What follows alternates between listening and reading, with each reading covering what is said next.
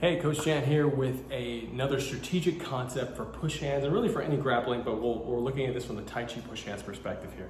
So when you're playing, you might find, especially if you're more familiar with how the U.S. Taiji push hands teams plays, how we play with manipulating, really rolling, intentionally rolling the joints and making someone uncomfortable, intentionally uncomfortable, which is super helpful for grappling. When you are doing that, make sure, one strategy to add is to make sure that you are seeking that one moment of resistance, where the opponent doesn't want the thing to happen, whatever it is you're doing. Maybe you're rolling an arm up. The second you feel that resistance, you're gonna find that there's gonna be a dominant leg, more than likely. And that dominant leg will give you an instant photo of where the pivot point should be to roll their weight. So we're playing around, let's just play for a second, and we'll see what happens. So boom, right here, pause. So right here, she just softened up on the pause, but she was pressing in here and I felt the resistance down this arm and down this leg. So that means that the pivot point is her front leg. I'm gonna just lift this camera up so you can see the 50-50 posture here. The pivot point's her front leg. So what I'm gonna do is I'm going to do my best to pivot her on the front leg to make her step. So it's a really, really important concept to grasp because we're gonna play right now freestyle and I'm gonna use this strategy. The strategy has to start in the mind. You have to have the thinking that the second it's a three-step process. You do the technique to get the opponent to feel uncomfortable. 2, when they resist, you get the snapshot of where the pivot point is, which is where the tension lay the most. You may find a lot of holes around that. And then 3, you spin them around on that pivot point into any of those particular holes you might feel.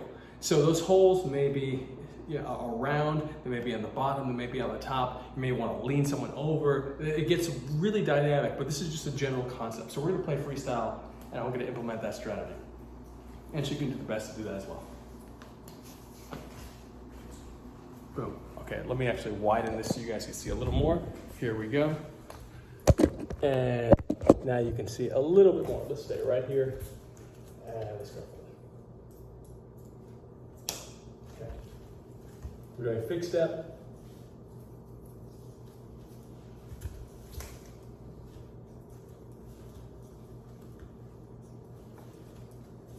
So the second I felt tension on the left side, on her right side, I knew it was on her right foot. I pushed so that I angled her left foot over her right. So in other words, I'm pushing against the hip, I'm rolling the rib cage, etc. So this is just a different experience. Let's do it from the other side. We'll do a right leg forward so we get on another. Okay, go for it. So got her back leg to move. So the second the tension was here, I felt it on the right side, but I felt it leaning toward, felt it on the left side, leaning toward her right side, so I spin the left up. So these are just examples of being able to rapidly move the opponent. And it seems fast because your thinking is faster. It doesn't mean that you're necessarily moving faster, but the thinking is faster. And it's a major component.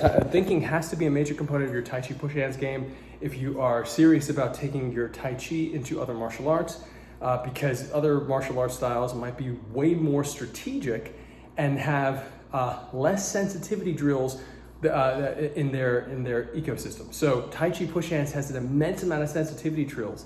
The value of those sensitivity drills is to give us more data in moments that others may overlook. So we have all this amazing data. Now we can utilize it by adapting strategic thinking to all this data that we have via the sensitivity drills. So love you guys. I'll keep on bringing more drills like this to hopefully up your game.